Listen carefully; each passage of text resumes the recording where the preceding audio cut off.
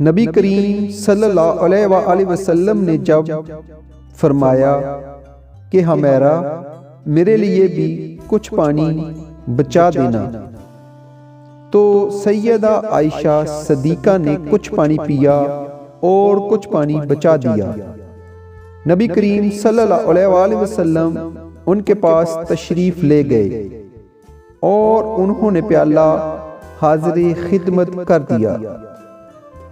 حدیث پاک میں آیا ہے کہ جب نبی کریم صلی اللہ علیہ وآلہ وسلم نے وہ پیالہ اپنے ہاتھ میں لیا اور آپ صلی اللہ علیہ وآلہ وسلم نے پانی پینے لگے تو آپ رک گئے اور سیدہ عائشہ صدیقہ سے پوچھا، ہمیرا تو نے کہاں سے لب لگا کر پانی پیا تھا؟ کس جگہ سے منہ لگا کر پانی پیا تھا؟ انہوں نے نشاندہی کی کہ میں نے یہاں سے پانی پیا تھا۔ حدیث پاک میں آیا ہے کہ نبی اکرم صلی اللہ علیہ وآلہ وسلم نے پیالے کے رخ کو پھیرا اور اپنے مبارک لب اسی جگہ پر لگا کر پانی نوش فرمایا۔ خاوند اپنی بیوی کو ایسی محبت دے گا تو وہ کیوں کر گھر آباد نہیں کرے گی؟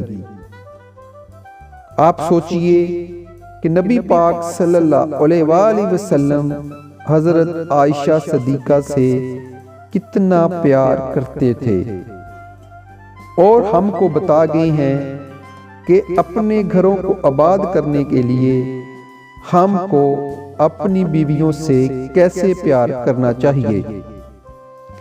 اب سوچئے کہ رحمت للعالمین تو آپ صلی اللہ علیہ وآلہ وسلم کی ذات مبارکہ ہے، آپ سید الاولین والآخرین ہیں، اس کے باوجود آپ صلی اللہ علیہ وآلہ وسلم نے اپنی بیوی اہلیہ کا بچا ہوا پانی پیا۔